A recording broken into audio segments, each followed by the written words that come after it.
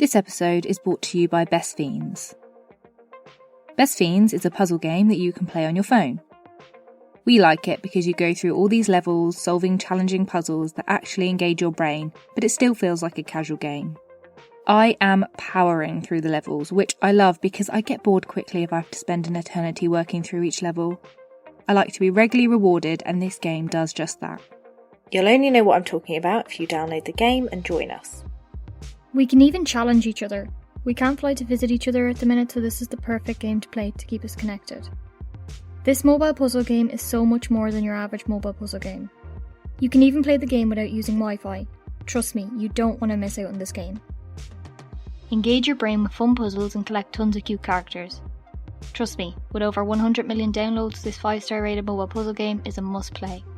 Download Best Fiends free on the Apple App Store or Google Play. That's friends without the or. Best Fiends.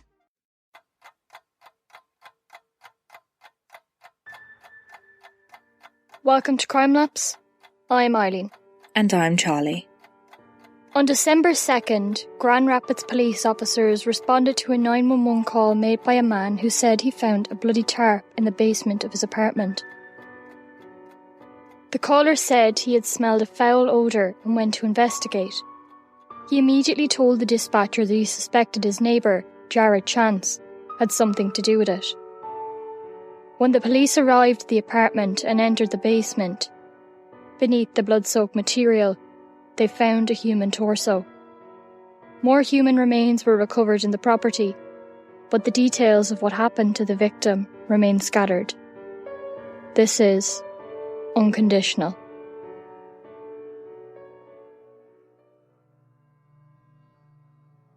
Along the Grand River in Kent County, Michigan, sits the city of Grand Rapids. It is the second largest city in Michigan, after Detroit. It has a relatively low crime rate compared to other cities in the state, but it is higher than a lot of American cities.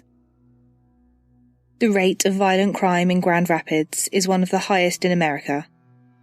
But, in late 2018, a crime was committed that would be one of the worst ever committed in Kent County. Christine Young noticed that her 31-year-old daughter Ashley was missing on November 29, 2018. It was out of character for Ashley to ignore her mother's calls and texts. Ashley worked for a bank at a call centre and lived near Kalamazoo. Ashley was supposed to be moving to a new apartment, and her mum was going to co-sign the lease for her, but she didn't respond to any of her mum's attempts at contacting her. Christine knew that Ashley had been out with her friend Jared Chance, so she got his number and left him a voicemail on November 30th. In it, she says, "Hello Jared, my name's Christine Young. I am looking for my daughter. She was last seen with you. Is she with you? She needs to contact me. Tell her I am going to contact the police department to do a missing person report." When Jared contacted Christine a few hours later, he told her that they'd been out at Mulligan's pub and the hookah lounge the previous night. Jared said that Ashley had left her phone at the hookah lounge and had gone to pick it up before she left for Kalamazoo. Jared seemed shocked and concerned for Ashley. In messages exchanged between Christine and Jared on November 30th at around 7 p.m, he said that he spoke with Ashley and she was acting weird as if she couldn't talk for long. He thought that she may have been with her ex. He said that he told her to call her mum and that he told her how pissed her mum was for not getting in contact. He also said that he'd asked Ashley why she hadn't told him that she was supposed to meet her mum about the apartment, and that Ashley said that she forgot and would call her mum. He claimed that he said, "You fucking better, dude, because I've got everyone texting me looking for you, dude, and you told me you didn't have to work till Friday." Jared told Christine that Ashley had left with a guy that night and gave her the number of Demetrius Taylor. When Christine rang Demetrius, he told her that he didn't know Ashley. Christine tried to report Ashley missing twice on December 1st at the Grand Rapids Police Department. Christine was not deterred by the police's uninterest. She went to Mulligan's pub herself. She saw Ashley with Jared on the CCTV footage a manager had provided her with from the early hours of November 29th. Jared Chance stopped replying to Christine. The next day, December 2nd, at around 4:15 p.m, a resident of an apartment block on Franklin Street called 911. Mario Nelson lived in the downstairs apartment, and he and his girlfriend had noticed a foul smell coming from the basement. Mario said that someone had come to the apartment block earlier because their friend was missing and had last been seen with his upstairs neighbour, Jared Chance. Mario said that he went to the basement, which was normally locked, and saw a tarp and what looked like blood on it, and requested that the police came immediately. He said that Jared looked like he was moving out because there were boxes in the hall, and that he knew Jared had a gun. I have my upstairs neighbor, there was this girl over here recently, and today someone just been snooping around her house and they're looking at the trash can, and she said her friend has been missing for some days, or whatever. So he's been in the basement, and we live in an apartment, and the basement is normally locked. And our house been having a real bad smell lately. So I just went in the basement, opened the basement door, and there's a tarp, and what looks like it could be blood leaking from it. And I want the police to come here ASAP right now and look at it. Alright, so it's the lower level apartment? Yes, it's 922 Franklin. Okay, yep. Did she say how long her friend's been missing? No, she didn't. She just left, but please for somebody right now, because I don't know what it is, but it looks like blood is leaking from it, and I'm not going to touch the tarp or anything like that. I will already. Do you know where that tenant is that was down there? No, I don't. Probably upstairs. I don't know. That's what my girlfriend said. He looks like he's moving stuff out of the house. Like there's a trash can with his shoes on the back porch. Okay, so it was a tarp covering an unknown object with blood? Yeah, I don't know what it is. It's a tarp at the bottom of the stairs, and it looked like there's blood leaking out of it. Is there an officer like in the neighborhood you can just send over here? Yep. I'm nervous. My questions are not going to delay him, okay? He got a gun, and he got a gun too, so I don't want to be, if that's the problem, I don't want it to be. As a matter of fact, go get some car keys, shit, because he got to shit. Okay, and you know what his name is? His name is Jared Chance. Jared.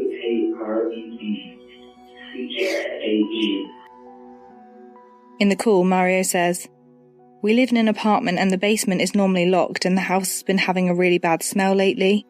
So I just went in the basement, opened the basement door, and there's a tarp with what looks like it could be blood leaking from it." Sergeant Greg Alcala from the Grand Rapids Police Department arrived at the scene at around 4:30 p.m, and he made his way to the basement. Immediately, he was met with the distinct smell of decay. As he walked towards the tarp, he illuminated the area with his flashlight and could see flesh. Alright, basement is clear. And oh man, I can see some skin in there. So let's bring back out. The scene was cleared while they awaited crime scene technicians. As they inspected the grim discovery more closely, they saw that it was in fact a bag that covered a torso. The decedent's head, arms and legs had been removed. A number of other items were discovered during a search of the basement. A saw blade, over 400 unfired .22 caliber cartridges, and 2 fired casings were found in a furnace duct. This furnace duct led to Jared Chance's apartment. Police obtained a search warrant and continued looking around the property. Sergeant Grant Abraham was one of the Special Response Team officers who were dispatched to the apartment following the discovery of human remains in the basement. They were told that Jared Chance was in his second-floor apartment on 922 Franklin Street. An armoured vehicle was driven to the address and officers shouted out a warning that they were law enforcement and they had a warrant. Jared Chance was sleeping when the police sounded an air horn on the landing outside of his apartment. A few moments later, Jared Chance walked out of his house and the police arrested him at his apartment and brought him to the police station. Jared Chance was known to the police. He had a lengthy criminal record, which may be surprising if you knew his father, a retired Illinois police sergeant. Jared was born on January 28, 1989, in Davenport, Iowa. He moved to Michigan when he was young and grew up in the town of Holland. His brushes with the law began as a teenager. He committed a string of thefts and was caught numerous times under the influence of alcohol or marijuana. He had 3 convictions by the time of his arrest in 2018, one for assaulting a police officer in 2011, and 2 convictions for possession of a controlled substance. The police had been called to his house in Holland numerous times when Jared would start being aggressive while drunk. The incident that led to his assault charge was that he was punching walls and throwing things in the home. After his parents and the police got him to leave, he returned less than an hour later. When officers tried to arrest him, he resisted, throwing a flurry of punches at them, and had to be tased 3 times in order for the police to handcuff him. Other times he was fighting with his 23-year-old brother Conrad. In July 2016, Conrad contacted the police and told them that Jared had held a blowtorch close to his face and acted like he was going to burn him with it. He also had told him that he was going to kill him. The fights were often over marijuana. Jared once hit Conrad so hard that he believed he gave him a concussion. Drugs were an issue with Jared Chance. He overdosed twice in 2016 and had to be resuscitated and given Narcan 2 times within a week. Jared was also the victim of an assault himself in 2016, when 3 men beat him with an aluminum bat. He seemed paranoid. According to a report, he called the police and told them that there were men in his yard, dressed in camouflage, and they had a gun. When the police arrived, there was no one there. Jared told them that he had proof, photographs he had taken on his phone. But the photographs were just a blank screen, or according to the report, random photos of his room and feet. The footage of his arrest was released by the Grand Rapids Police. It shows a team of officers heavily armed as they had been warned by the 911 caller that Chance had a gun. They walk up to the door of the basement and an officer speaks about the tarp that was seen on the basement steps. He says, "There's clearly blood running from the tarp." Jared was woken and placed into the back of a police car before being taken to the Grand Rapids Police Department.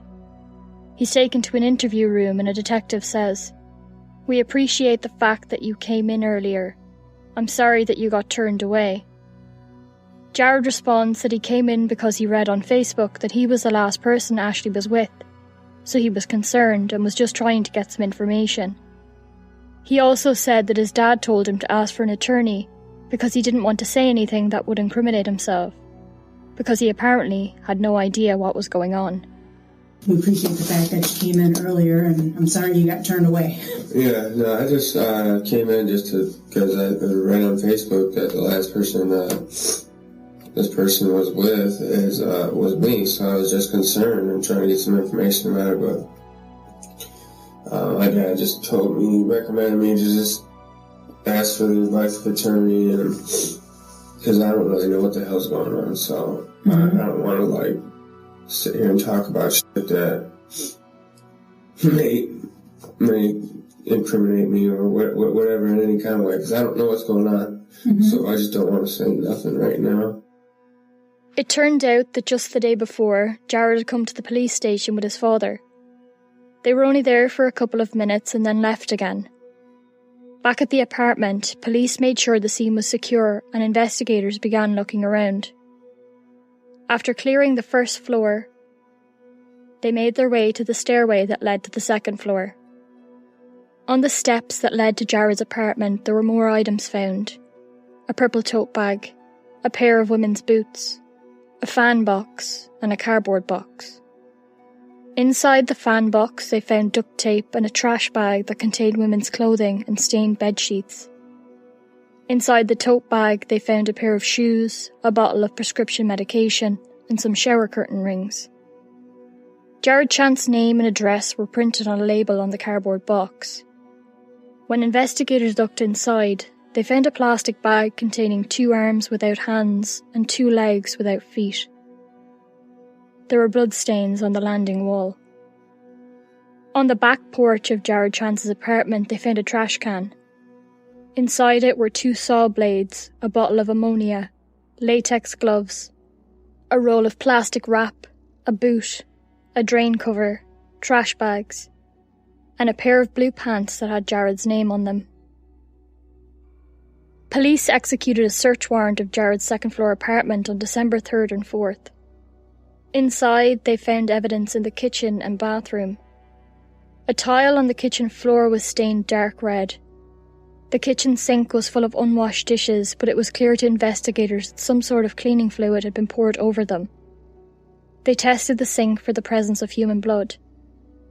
There was also a piece of what looked like human tissue found inside the drain of the kitchen sink. In the bathroom, the police found a white hand towel that had a reddish-brown stain. There were other items that tested positive for blood. A pair of jeans that had a dark stain on the upper left leg, a black hoodie, a bath mat, and the washing machine. A recon scout, a telescopic photographic device, was inserted into smaller spaces in the property to search for weapons and evidence.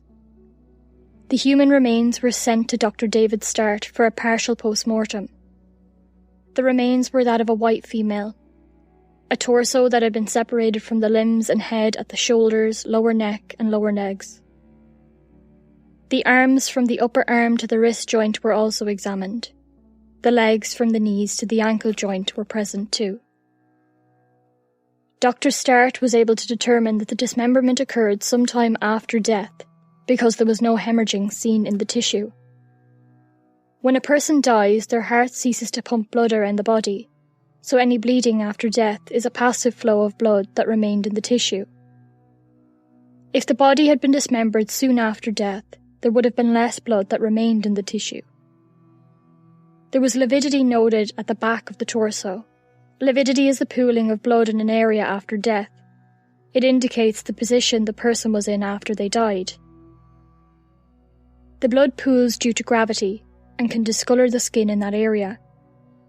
It takes around 12 hours for this to happen, so the decedent would have to been lying on their back for that length of time before dismemberment. A toxicology screen was carried out using bile from the victim's gallbladder. The results showed that the only drugs present were nicotine and a 0.07 ethanol level. This can indicate that the victim had ingested alcohol, but a level in this range can also be explained by the level of decomposition present. After a person dies, the bacteria in their body as it decomposes will produce ethanol, which will be picked up by a tox screen. Nothing on the remains that had been found indicated a cause of death. There were no signs of injury and no notable damage to any of the organs in the abdomen or chest that would suggest a natural death by heart attack or respiratory failure. Determining the time of death for the victim was difficult because remains decompose at differing rates depending on a number of factors, like the external environment, temperature, and if they were transported. Based on the decomposition that was seen, Dr. Start estimated that the victim had died on November 29th. The incisions that were made to remove the legs and arms from the torso were clean cuts. They would have had to have been made by a tool capable of cutting through bone with precision, like a power saw. The arms had been cut at the humerus bone on the upper arm. The hands had been removed at the wrist joint. This area has no bone to cut through, and the amputation would have been possible with a knife. The right leg had been amputated at the knee joint, and the left leg had been amputated through the femur. Again, these cuts would have had to have been made by a tool with a sharp enough blade to cut through bone, especially the strongest bone in the human body.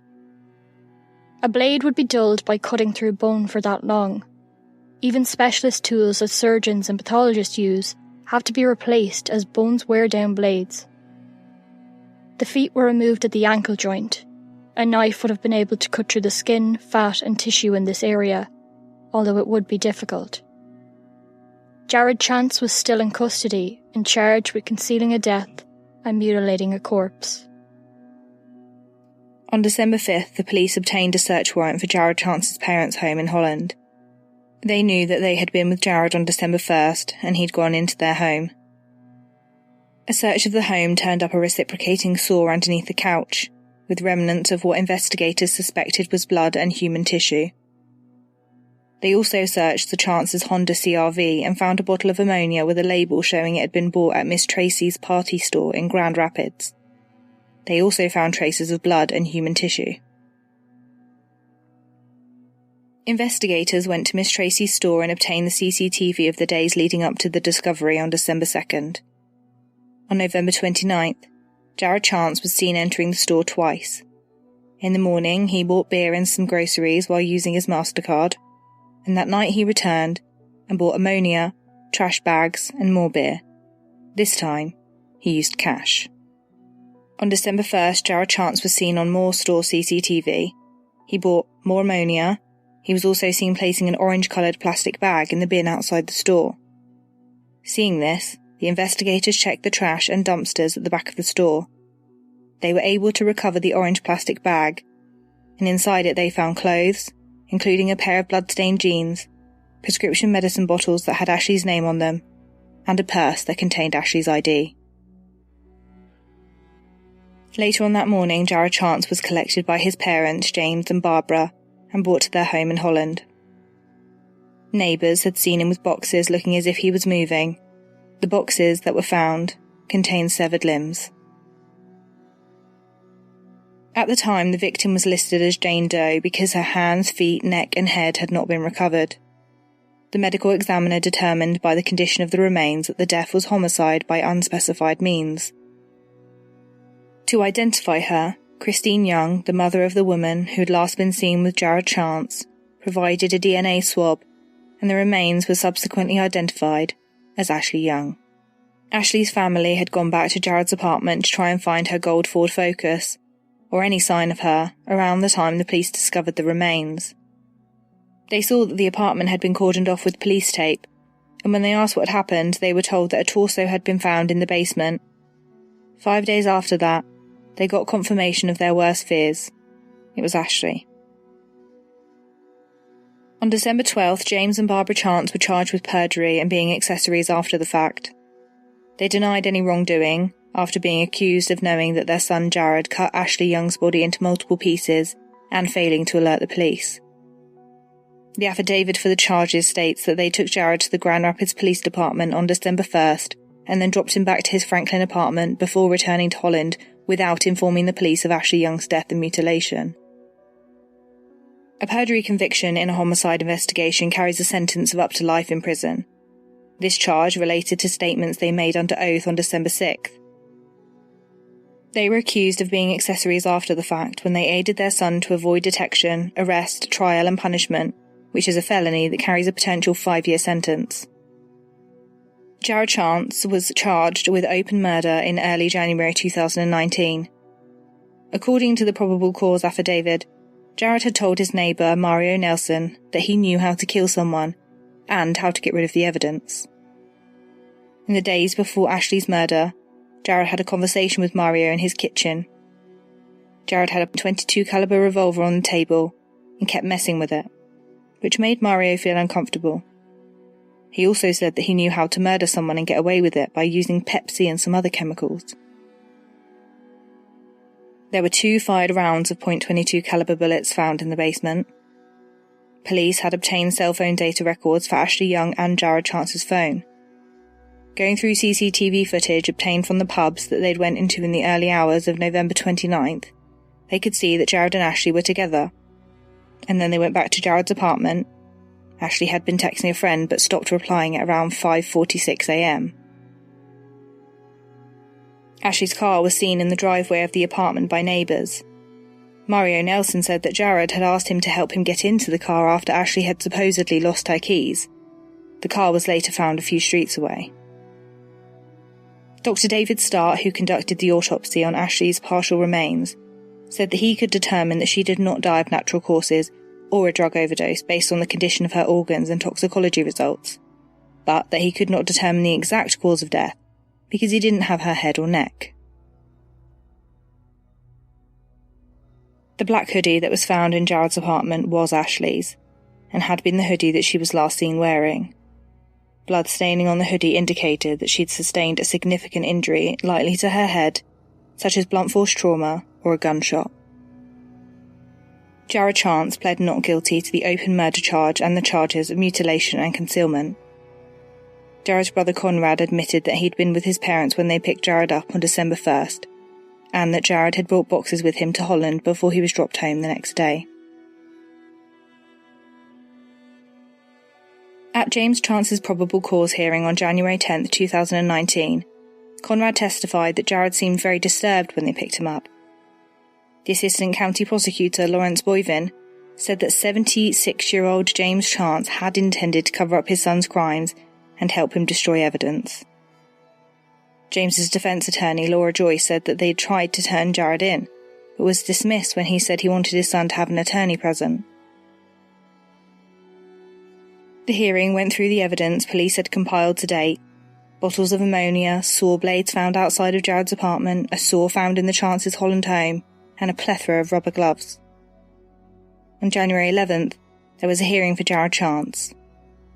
Ashley Young's mother, Christine, testified that she knew there was something going on when Ashley didn't respond to her calls or texts or show up to co-sign the lease. She said she'd spoken to Chance and even went to Mulligan's pub to watch the CCTV to try and find her missing daughter. Andrew Rodenhouse represented Jared Chance and told the court that there was no evidence that Jared had murdered Ashley. He used the fact that Ashley's head was not recovered to suggest that she may have killed herself or had a stroke. Conrad Chance said that Jared had once pointed his .22 caliber revolver at him and pulled the trigger. Conrad said that Ashley was there at the time and chastised Jared for messing with the gun. Ashley had gone to help Jared after he totaled his car driving home from a strip club. He was a 3-time offender and would have been in trouble if he was caught, so Ashley went to help him. A couple of weeks later, her dismembered remains were found in his basement. Crime scene technicians who'd processed the apartment, basement and the Chance's home in Holland testified that they found Ashley's blood and flesh in Jared's kitchen and bathroom. They found her severed limbs in boxes on the stairwell, her torso wrapped in a bag on the basement stairs, her clothes and boots on the landing, her purse in a bin at Tracy's party store. There was blood evidence on the bath mat, and there were shower rings found in various locations, but no shower curtain. They also found the saw at the house in Holland, and evidence of blood in the Chance's car. Ashley's head, hands and feet had still not been recovered. Neither had her phone, which was switched off on November 29th before 8 a.m. Jared Chance's trial was scheduled for September 2019. The defence had asked for photographic evidence of Ashley's remains to be excluded from the trial in case they inflame the jury. They also asked for testimony relating to Jared's behaviour around his gun to be excluded, because they believed it had no relevance. On September 6th, Jared Chance was offered a plea deal that he would be sentenced as a 4th offence habitual offender and would be sentenced to at least 31 years in prison. He would have to confess and disclose the location of Ashley's missing remains, but he chose to reject the deal and go to trial. The charges he was facing were second-degree murder, that he caused Ashley Young's death by knowingly acting with intent to kill, cause great harm, or cause a great risk of great harm or death.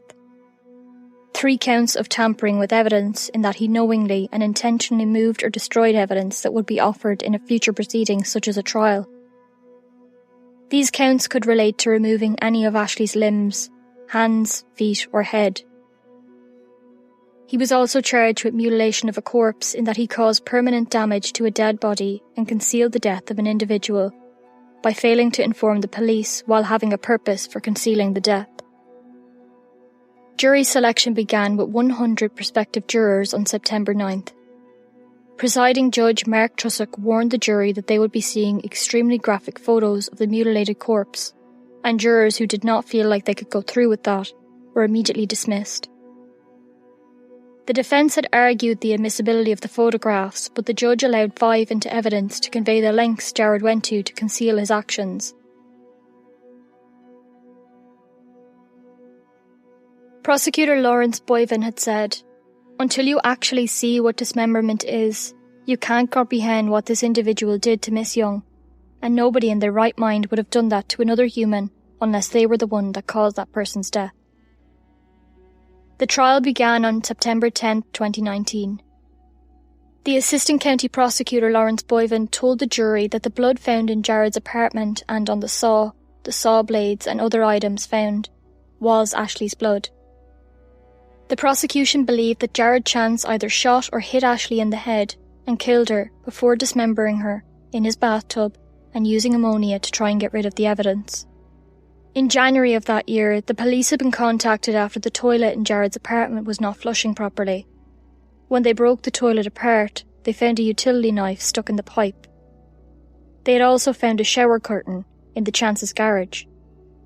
It tested positive for Ashley's blood. Cell phone data obtained from Verizon, Facebook and Google had allowed them to piece together locations and a timeline of Ashley and Jared's movements around the time of her murder. Defence Attorney Rodenhouse said in his opening statement that there was zero evidence that Jared killed Ashley Young. He said that it could have been someone else that committed the murder. Attorney Rodenhouse said that the police focused on Jared immediately and never considered any other suspects. The first witness to testify was Christine Young, Ashley's mother. She was handed a photograph listed as Exhibit 1 and asked if she recognised the person in the photograph. She tearfully answered, "That's my daughter, Ashley." She said that Ashley was kind and giving and would see the good in others, believing there was good in everyone. Christine said that she spoke with Ashley almost every day and that Ashley always had her phone with her. On Thursday, the 29th of November 2018, they were supposed to meet up to get her an apartment. Christine was going to co-sign the lease for her at 2 o'clock in Kalamazoo. Ashley was living in a hotel in Kalamazoo City at the time. When Christine couldn't get in contact with her throughout the day, she began contacting friends to see if they knew where she was. She knew that Ashley was supposed to be at work that morning, but by the afternoon she still hadn't heard from her. Ashley worked in a call centre for a bank and loved the job. She had spoken to her mother earlier that week about her friend Jared and how she helped him with his car when it was stuck in a ditch. Ashley knew Jared for a number of years. Christine left a voicemail for Jared on November 30th. "Hello, Jared. My name is Christine Young. I'm looking for my daughter. She was last with you.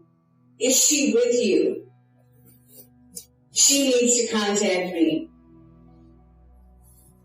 Tell her that I'm going to contact the police department to do a missing person." A few hours later, he texted her and said that they had gone to the hookah lounge in Mulligan's pub on Wednesday night in Easttown, Grand Rapids. He said that they went back out to the hookah bar on Thursday night and that Ashley had left her phone there. He told Christine that Ashley was going to pick up her phone and then head back to Kalamazoo because she was working the third shift.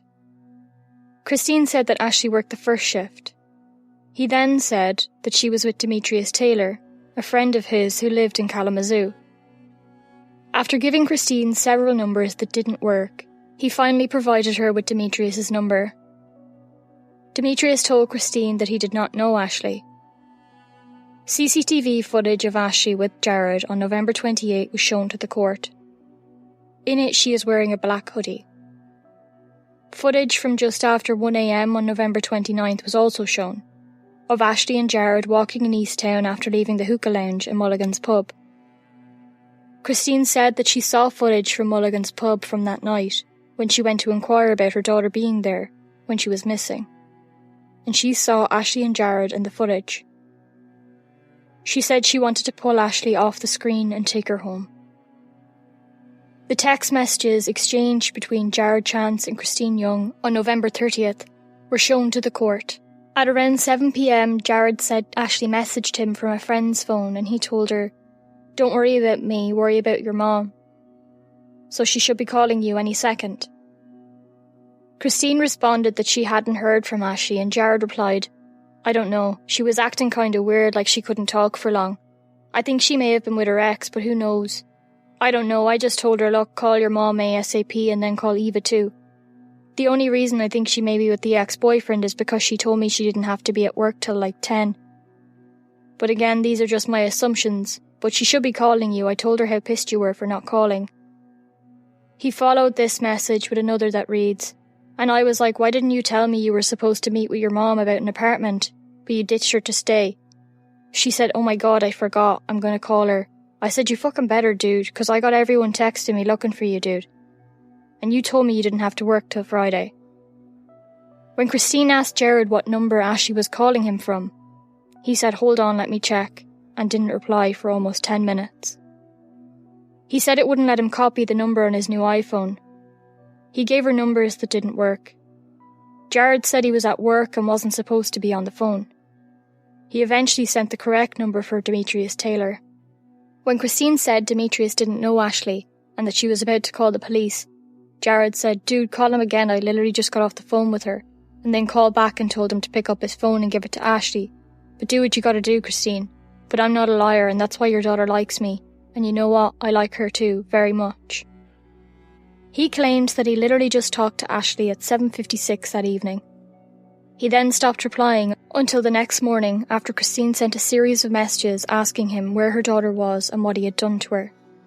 He replied, this is the first time I got to see Ashley since 2011. That girl is my ride or die. She drove 27 miles just to pick me up the other day when I got my car stuck in a ditch. That was just last week, that's how we reconnected. She was supposed to call me at midnight too, but I fell asleep and I had like 3 missed calls, but I didn't know which one was hers. Ashley's my girl, Mrs. Young. I feel like you think I'm lying to you, but I'm not. This stresses me out so much. The next time she calls me, I'm going to go off on her. I grow pot for side income, legally of course. I don't need any police over here, but I'd be happy to go with you to the police station and tell them everything I know. But I can't see her not calling you or at least talking to you through Facebook, unless she's with that Indian dude. I don't know, Mrs. Young, I don't. Like I said, this is the first time I've seen her in over almost 10 years. All I knew was that she goes to work in Kalamazoo 3rd shift, and she said she goes to school. He also said, are you fucking serious right now, dude? Ask anyone. I don't hurt people, period. I'm a good person, that's why me and Ashley were such good friends, because we're both good people. If you knew me, you would know I would never hurt anyone, let alone one of my closest friends. She gave me a place to stay for 3 months when I was homeless and helped me get on my feet. I hate this. When Christine said she knew Ashley's car had been there, Jared said that the car was found somewhere else in Grand Rapids. He stopped replying then on the evening of December 1st. Christine went into the Grand Rapids police station that day to report Ashley missing. The police did not share her concerns at that time because Ashley was an adult. The next day, Christine went to Jared's apartment, and the police were already there. She provided a DNA sample and got the confirmation that the remains were Ashley's on Friday, December 7th. The next witness to testify was Mario Nelson, Jared's downstairs neighbour, and the man who informed the police about the blood in the basement. He said that a woman and a man had come to the apartment and were looking through the bins. They said they were looking for someone who was last seen with Jared Chance. He said that he and his girlfriend had noticed a foul smell in the apartment, and he had been able to access the basement by moving his washer and dryer, as the basement door was locked and not accessible to tenants. Mario Nelson said he had been in Jared Chance's apartment before, smoking, and Jared had a .22 revolver on the table. He said Jared kept moving the gun and it made him uncomfortable. Mario also testified that he had a conversation with Jared in which he claimed to know how to kill someone and get away with it.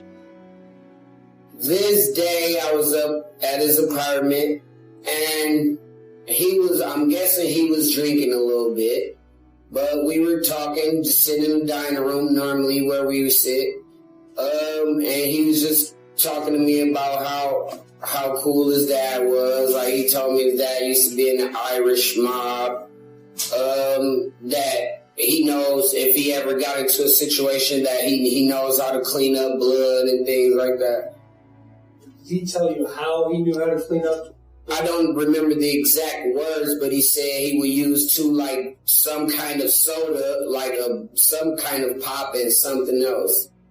Basically, if he was in a situation to where he had to get rid of someone, the stuff he would need to get rid of, like the blood or maybe his fingerprints on something, And I know for a fact, like, he always kept gloves, so, I don't... Well, let me back up. You said he was in a situation where he had to get rid of someone. Are those the defendant's words? Yeah. And you said that he always had gloves. What kind of gloves? Like latex gloves. You remember what color? Blue.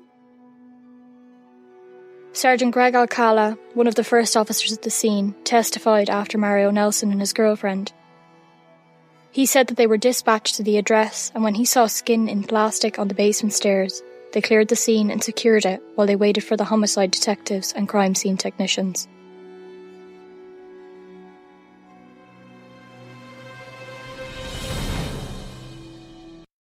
This episode is sponsored by Smile Brilliant. If you're like us, you're confused by all the variations of teeth whitening on the market. But no one wants those Richard Ramirez teeth. Since taking Smile Brilliant on as a sponsor, we've learned a few things that you may find helpful, such as LED lights are a novelty item, strips neglect the gum lines, crevices and molars, charcoal is abrasive and wears down the enamel, and whitening toothpaste only works on surface stains. So what actually works? The number one product recommended by dentists is the custom-fitted tray. They are, however, very costly as it requires the dentist to make them by hand using a model of your teeth. With Smile Brilliant's lab direct process, you can have custom-fitted teeth whitening trays at a fraction of the price, without a single visit to the dentist. Because no one really likes going there anyway, right? Using an exact model of your teeth, Smile Brilliant's lab technicians will handcraft your trays to ensure the best possible results. Simply order the system at smilebrilliant.com using the coupon code TRUECRIME for 30% off. Then make your dental impressions at home and return them to Smile Brilliant using the prepaid envelope provided. In a matter of a week, Smile Brilliant will have your trays back in the mail. You can wear your custom tray while listening to our next episode.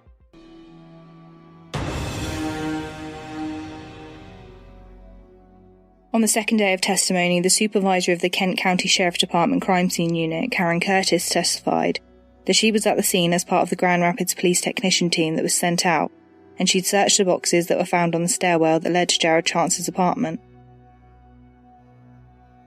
Inside the box that was labelled with Jared's name and address, she found a black bag. As you were opening that black garbage bag, what is it that you saw?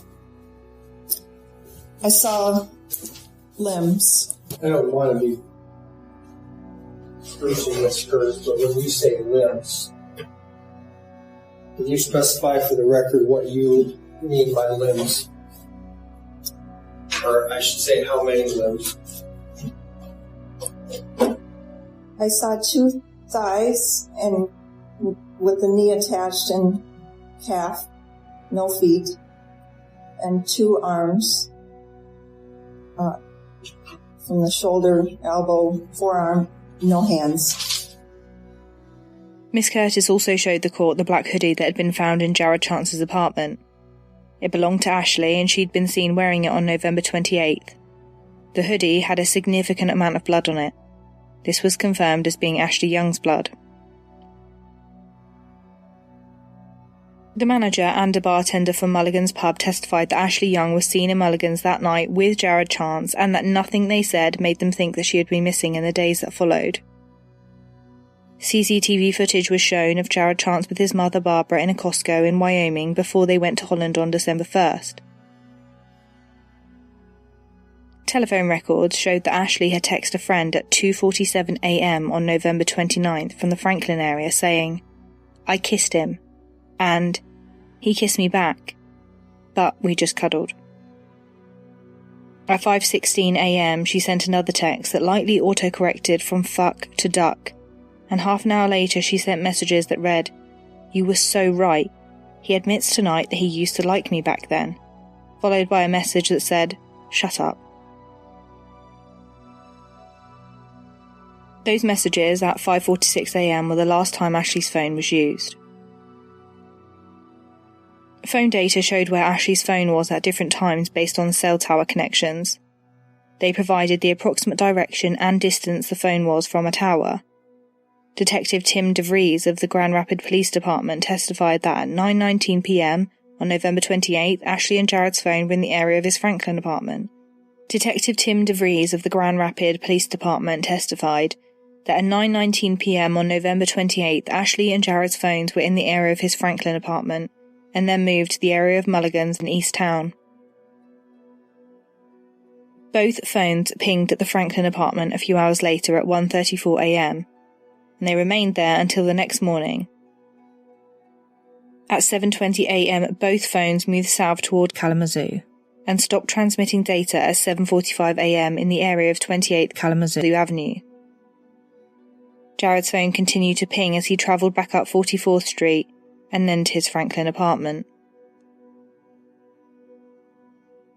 He was seen on CCTV at Miss Tracy's party store on Franklin Street that morning, buying ammonia and placing an orange bag in the trash. He was then collected by his parents at his apartment. His mother Barbara had her location services on with Google, and the police obtained warrants for those records. Barbara and Jared's phones are at the Franklin area at 10 a.m. that morning, and then they moved south to 44th Street and Kalamazoo Avenue over half an hour later. It was believed they stopped here to get rid of the evidence. The phones moved west along that street, and Jared's phone stopped transmitting data and is not recovered.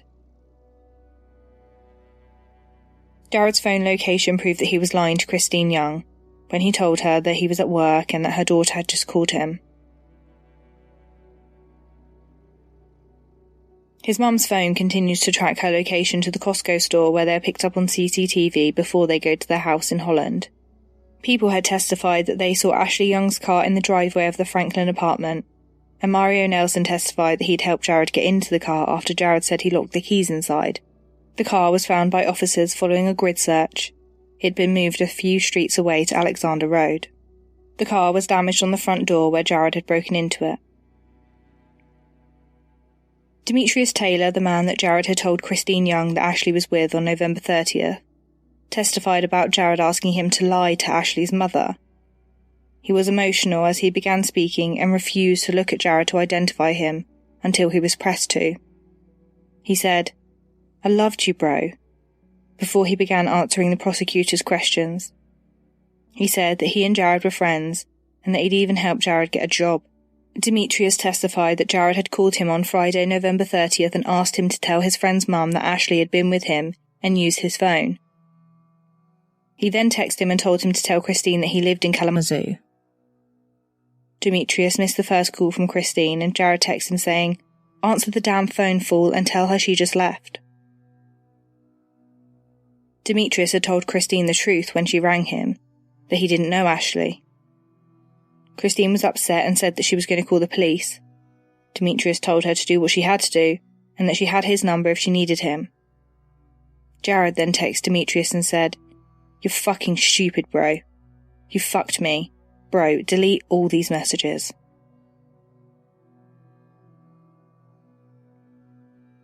Demetrius told Christine Young what Jared had said when she called him on December 2nd. Conrad Chance, Jared's younger brother, testified at the end of the second day of testimony.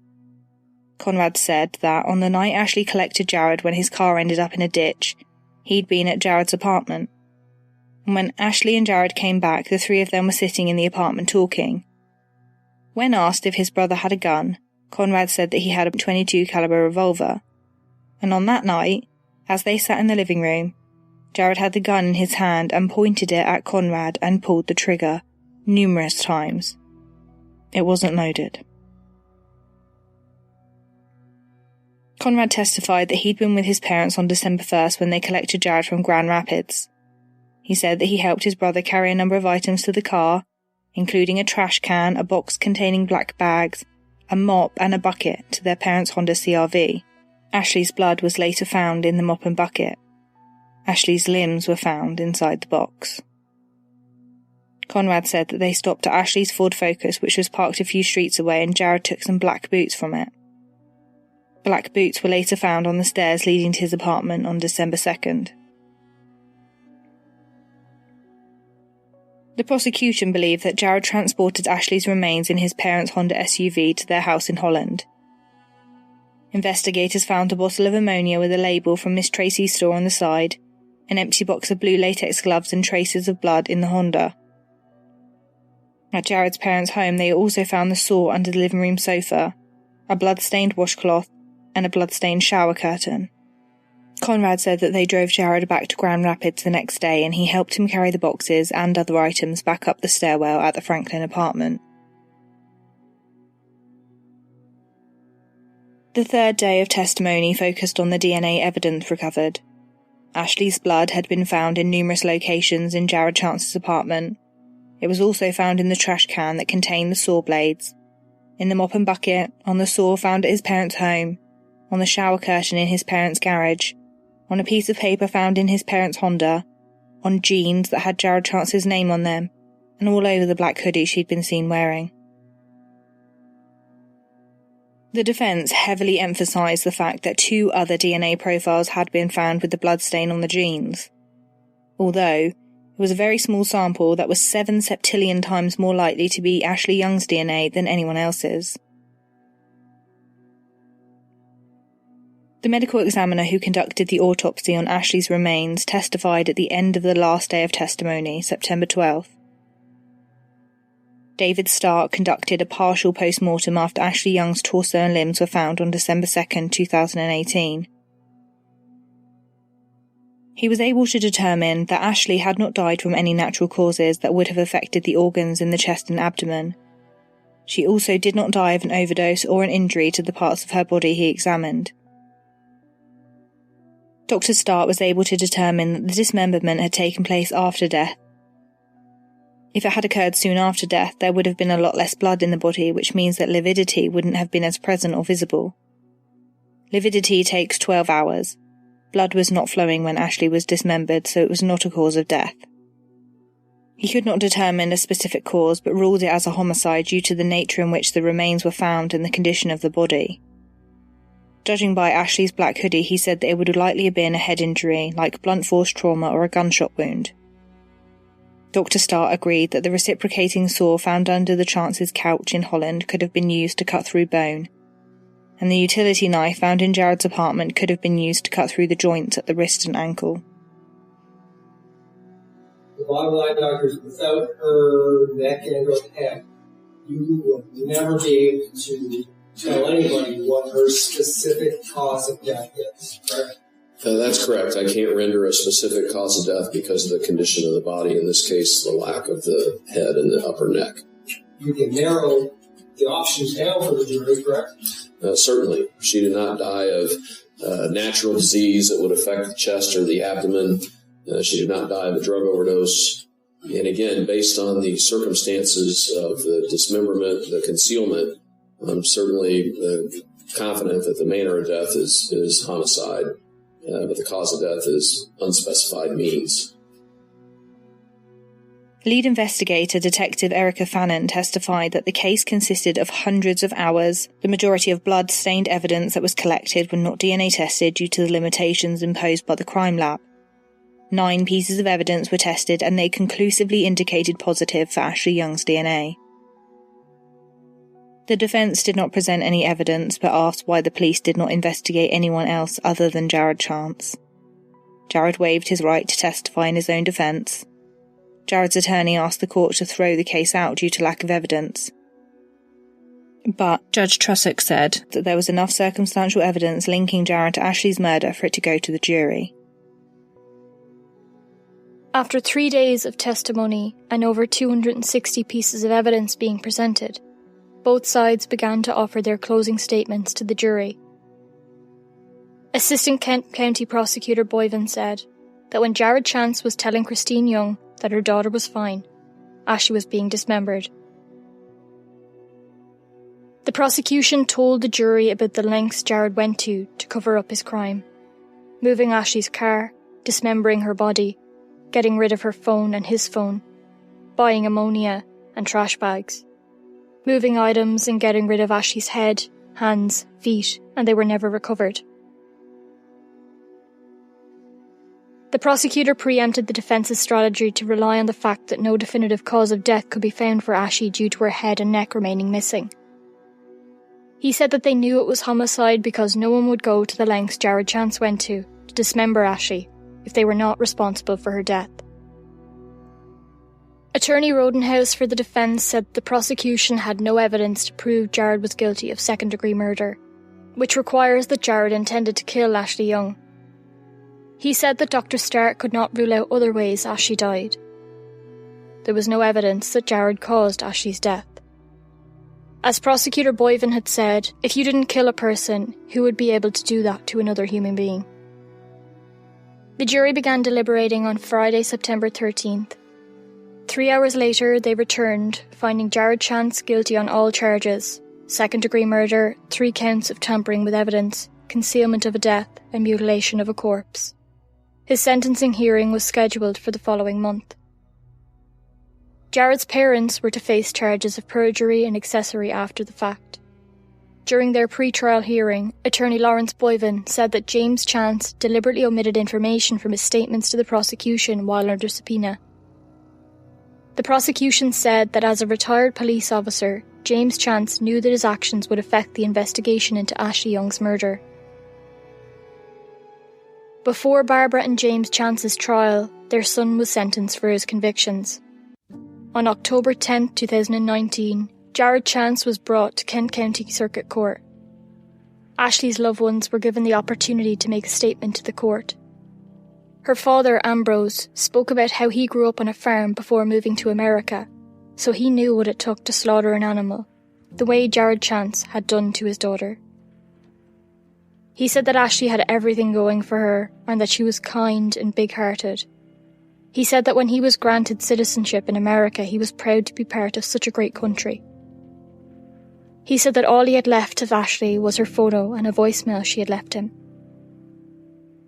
He said that he had never had a gun in his life and that guns were for the people who protected the public, not cowards like Jared Chance. I say to you, Jared, and I look at you straight in the face, one man to another, you're nothing but a coward. You lived your life as a coward, you're going to die yourself as a coward. And I'm asking now, Your Honour, do the right thing for Ashley, do it for him. Make sure that animal never sees daylight again, or I can get through. Thank you. Ashley's grandmother asked Jared Chance what he was thinking when he looked into her eldest granddaughter's eyes. Ashley was a beautiful little girl, big blue eyes. And like they say, when you look into someone's eyes, you see their soul. When you looked into her blue eyes, what were you thinking? What were you thinking? Where was your heart? Ashley's stepmother Dana confronted Jared and asked him to tell the truth and give Ashley's mother the peace she deserves. She spoke of how they went to look for Ashley at his apartment and saw the yellow police tape around his house. When they were told the police had found a torso, she said she knew it was Ashley and wondered if she was scared or if he ignored her asking to be saved. I hope no other mother, step-parent, father, family and friends ever have to go through what we have gone through and forever will go through every day for the rest of our lives. And no one has to hear the sound that I heard coming from Ashley's mom the day the first time she saw him was able to be with her daughter. After she was murdered, she only had her daughter's torso and limbs. That's all I heard. There's no sound that anyone wants to hear.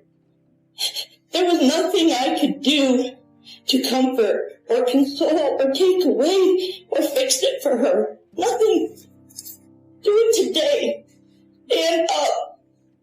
Face Ashley's mother. Give her that peace. Tell her what happened that early morning of November 29th, when Ashley's life ended, and where the rest of her daughter, Ashley, is. Do the right thing today. And if you don't do the right thing today, by telling her mother, I hope you are tormented with your thoughts about what you did to our Ashley, and you get no peace while you sit in prison for the rest of your life. One after the other, Ashley's loved ones bravely stood at the front of the court and spoke directly to her killer. Ashley's best friend of 16 years spoke of how Ashley was one of the only people who helped Jared Chance because she saw the good in everyone. Samantha Hunt said, "She obviously meant nothing to you, but she meant everything to us. I'll never forgive you for what you've done. I hope you suffer. I hope you're miserable every day for the rest of your pathetic life. I hope her name haunts you. I hope you see her every time you close your eyes. When you're about to fall asleep in your prison cell every night, I hope you hear her laugh. I hope she follows you everywhere, driving you insane, until the day that you find the courage to speak up and tell us where the rest of her is. I wish that prison felt like a big enough punishment for you, but unfortunately I'm afraid that's too gentle. As you sit spending the rest of your life, I hope you suffer. I hope pain finds you around every corner. I hope you never get to step foot outside again. I wish you death only after years of suffering. And every time tears fall from my eyes from the amount of sadness that you cause, I hope you feel that pain too. Ashley meant so much to so many of us. She was nothing but kind and generous and supportive of you for the little bit amount of time that you guys spent talking. There is no reason or explanation for what you've done to her. I'll never understand what caused you to do what you did.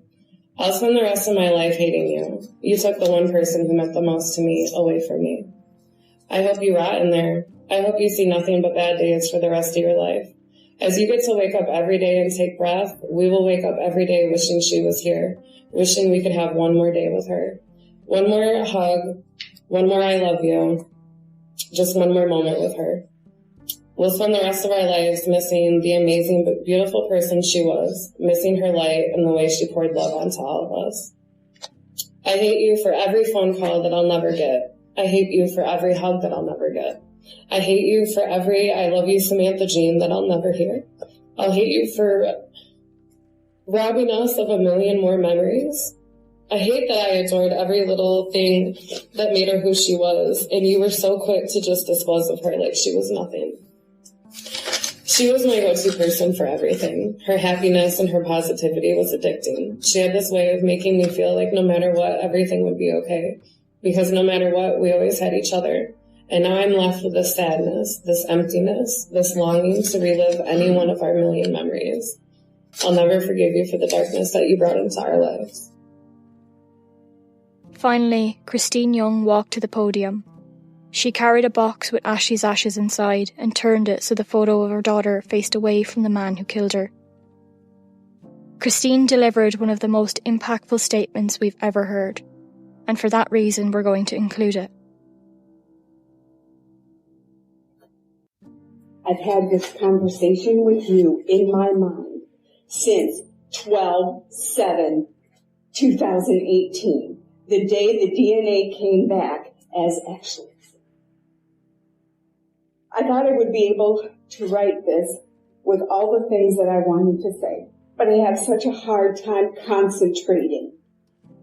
Now, I cry 7 days a week! 7! Most days is to and from work. I do not sleep well. My mind never stops. Never! I just keep going back to that last conversation that I had with Ashley. Why didn't I ask where she was going? Why didn't I ask who she was going to be with, like I normally do? Maybe I could have stopped her from going to see you. I keep trying to live every moment we had together. Ashley, I miss you every moment of every day. When I was 18, I was told I would never have children by a doctor. I thank God He gave me the gift of Ashley. Even though it was for a very short period of time. God gave me that gift. You had no right to take her from me. To take her from her family. Ashley, you brought so much to our lives. You were so loving, so caring. I missed your 20-second hugs. Did Ashley ever give you a 20-second hug? Your big, beautiful eyes and your smile. I miss your laughter. I miss talking to you, and I miss you. I miss Ashley. Dear Chance, I hate you. I want to rip you limb from limb and discard you like trash, like what you did to Ashley. You do not deserve to breathe. You do not know what, I do not know what Ashley saw in you that was worth saving. Ashley did nothing to you. She did not deserve this. Ashley was your friend, right? She was your friend. You chose to execute her. You chose to dismember her. You chose to scatter her remains. You chose to do all of this. For every action we take, there is a reaction. You can blame no one but yourself for these choices that you made.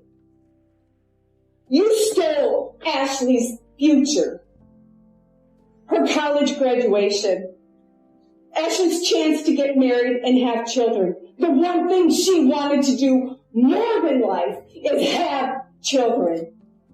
You chose to take that from her. Ashley was a lifeline to some people. She would help them come back from the edge.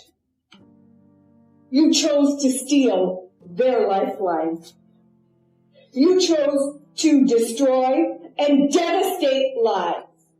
You chose that because of what you did. When your brothers, your parents, your sisters, your girlfriend come to see you, do they hug you? Do they? This is what's left of my daughter. If I want a hug, I have to hug a box and close my eyes and pretend that she is hugging me back. Because you chose to murder her. Because you chose to dismember her. When your parents, your brothers, your sisters, your girlfriend come to see you, do they talk to you? Do you respond? Do you laugh? Do they laugh?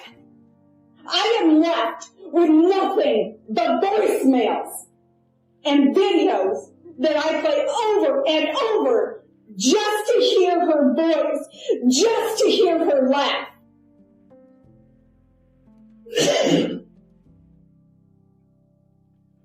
I no longer get to hear Ashley tell me, I love you, Mom. I don't get that. You still get that from your family, your friends, your girlfriend. I don't get that. You don't deserve that. You spewed lie after lie after lie. Text after text. You texted me, Ashley and I are both good people. This is why we get along and like each other. Do you remember texting me that? Do you remember texting me? I would never do anything to hurt her. I swear on my life. Ashley is my ride and die. Do you remember that? Do you? Ashley was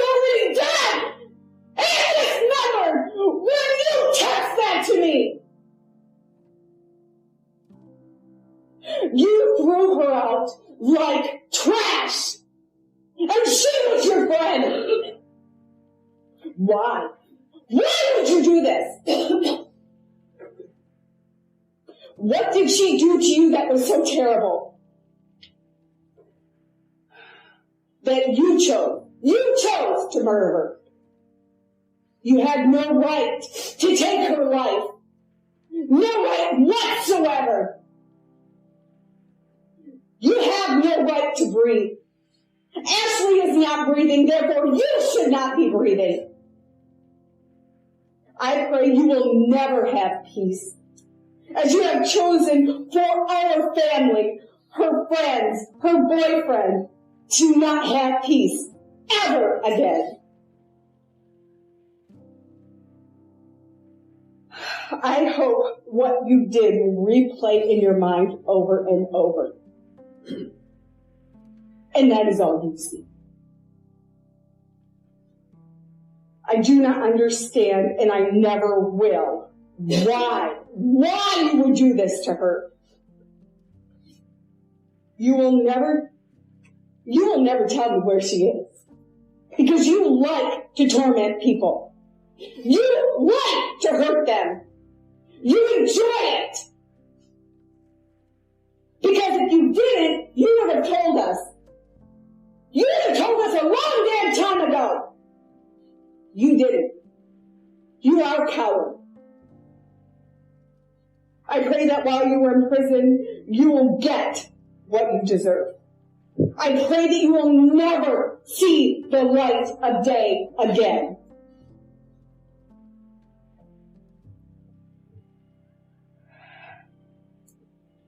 Jared, you have no remorse, none, for your actions. God will punish you more than anything I could ever do. There is no justice here. I cannot have my daughter Ashley back with me. But we will not let her spirit die. She is always with us. Every day. She is in this courtroom now, standing next to me. She was up here standing next to her dad, to her grandmother, to her brother, to her friend. She is here. And that is one thing you are never going to take from us, is Ashley's spirit. Jared Chance was standing opposite Ashley's mom, facing the floor, while Christine looked him straight in the face the entire time. You can see his defence attorney wipe away tears, but Jared Chance doesn't even have the balls to lift his head. Judge Mark Trussock said that he did not want Jared Chance to benefit from the fact that he hid Ashley's head, which left the cause of death as unspecified. He said that the only potential motive shown was that he had bragged that he could get away with murder. Judge Trussock said that the sentencing guidelines did not take all the lies and misrepresentations he had made into effect, nor did they take the level of brutality or his lack of remorse or compassion. Judge Trussock said that in his 34 years in the legal system, and in the 200+ murder cases he has presided over, this was, without question, the worst case he had ever been involved in. This is, without question, the worst case that I have ever been involved in. What you did and what I saw in photographs was reprehensible and heinous. This goes beyond comprehension. For the jury to even have to see the limited number of pictures that I allowed in was just incomprehensible. And yet you sat during this trial, and even today, you make no comment. I know you have a right to not incriminate yourself. However, I observed you during the course of this trial, and you seemed at times to derive pleasure from the testimony in this trial that was at best described as gruesome. You, sir, in my mind, are a very evil individual. You are clearly a monster without any conscience whatsoever, and you are someone who is a danger to society and should never be allowed free. Jared Chance was sentenced to 100 to 200 years for the second-degree murder charge, meaning that he would not be eligible for parole until he was at least 130 years old. For the charges of mutilation, evidence tampering and concealment, he received concurrent sentences of up to 100 years. As the judge told the court officers to take Jared Chance to prison, there was a round of applause from the court. But unfortunately, there were still more trials to face.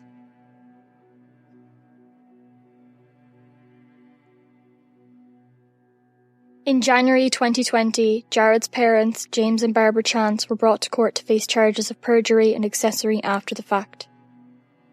Barbara Chance pleaded no contest on January 6th, but James Chance chose to go to trial. While jurors would be allowed to see graphic photographs of Ashley's remains, they were not allowed to see a photograph of Ashley, because the defence argued it would inflame the jury. James Chance's attorney, Laura Joyce, said that after he found out what his son did, he tried to turn him in, but he wanted an attorney before any questioning. The prosecution said this was simply part of their plan. James was a retired police sergeant. He knew that demanding an attorney would delay any questioning. When the police executed the search warrant at the Chance's home in Holland, James Chance said that he was glad he wasn't investigating the case, because it was a tough one. James Chance said in his interview with police in December 2018 that Jared was crying and said, "I can't believe I did it, but I was so afraid." He said Jared told him that he had put Ashley's remains in trash cans around Grand Rapids. His perjury charge related to lying about details of December 1st when he was interviewed. He didn't say that the family went to Costco or near Kalamazoo Avenue, which may have led to evidence, like Ashley's head, being found. James Chance said he didn't know there were body parts in the boxes Jared put in their car, and he didn't look.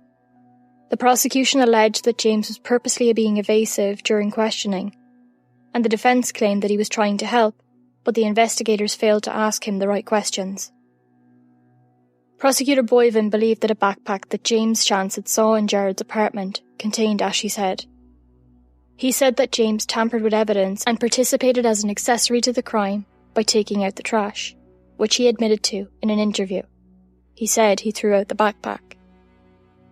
Defence attorney Laura Joyce said that James Chance told the police his son needed to be prosecuted to the full extent of the law. The now 77-year-old was accused of using his knowledge and specialised skills to help his son get away with murder. The jury struggled to agree on two of the charges, and Judge Paul Denenfield urged them to continue deliberating in the hopes that they would reach a unanimous verdict. Ultimately, James Chance was acquitted on the first count of perjury, and there was a mistrial on the second count of perjury, as the jury could not agree on a verdict. Christine Young spoke at the sentencing hearing for 65-year-old Barbara and 77-year-old James Chance. She said, "You did everything to stop my daughter, the rest of her, from ever coming home. Not all of her came back from your home. I pray every night that you and your wife are tormented for what you have done." James Chance told a lieutenant at the Grand Rapids police station that he was making the biggest mistake of his career when he did not question Jared Chance the day they stopped at the station. This was held in his favour at sentencing. Judge Denenfeld said that Barbara Chance was doing what her husband told her to do. James Chance was sentenced to 30 days in Kent County Jail, and Barbara Chance was sentenced to 45 days. Their sentences were to be served at different times because they had to care for their son Conrad. The sentencing hearing was held remotely online due to the coronavirus pandemic on June 5, 2020. James Chance said that he grieved deeply for Ashley's family. Barbara said that she would change it if she could. In January 2019, Jared Chance began the appeal process. He argued that the trial court erred when Judge Trussock refused to instruct the jury to consider an involuntary manslaughter charge. Statutory involuntary manslaughter would relate to the accidental discharge of a firearm that had been deliberately aimed, like when Jared aimed the gun at his brother before.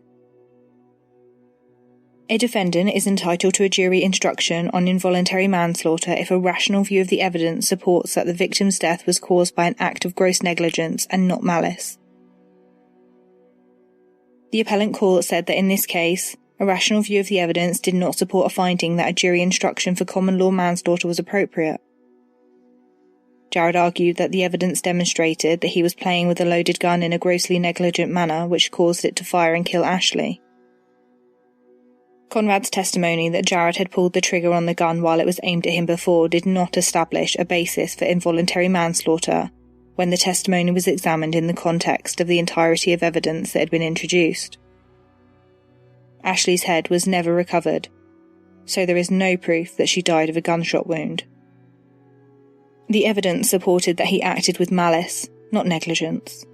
His gun was never recovered and multiple witnesses testified that he owned a gun. There were over 400 unfired rounds of .22 caliber ammunition found in the furnace duct that led from his apartment to the basement, as well as 2 casings from fired rounds. This could lead the jury to find that he intentionally hid evidence. Jared had also bragged about knowing how to get away with murder. He lied to Ashley's mother over and over when he knew Ashley was dead. This all supports the inference that he acted with malicious intent. Jared Chance also argued that the trial court erred when sentencing him outside of his calculated minimum sentence guidelines range. The appellate court said that the guidelines for sentencing are advisory, and that factors such as the seriousness of the crime and circumstances not covered by the guidelines must be used to determine an appropriate sentence. Judge Trussock said, "Because you decapitated and concealed her head, I do not believe that you should be. It's fundamentally unfair to allow you to benefit from these actions in the scoring of the guidelines." The appellate court found that the sentence was proportionate to the seriousness of the offence. Jared Chance also argued that the sentence of 100 to 200 years violated the indeterminate sentence rule. This applies when the term of years imposed are less than life, meaning that the defendant would have had a chance to get out of prison. In that case, the sentence must be determinate, but the judge imposed a sentence greater than the average human lifespan. In January 2021, the State of Michigan Court of Appeals affirmed Jared Chance's sentence of 100 to 200 years.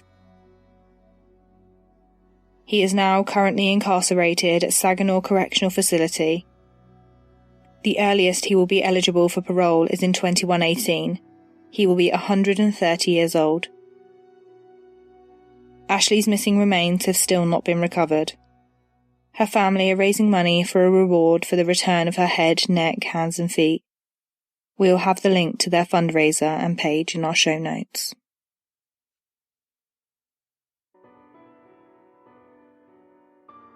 Thank you for listening to this episode of Crime Labs.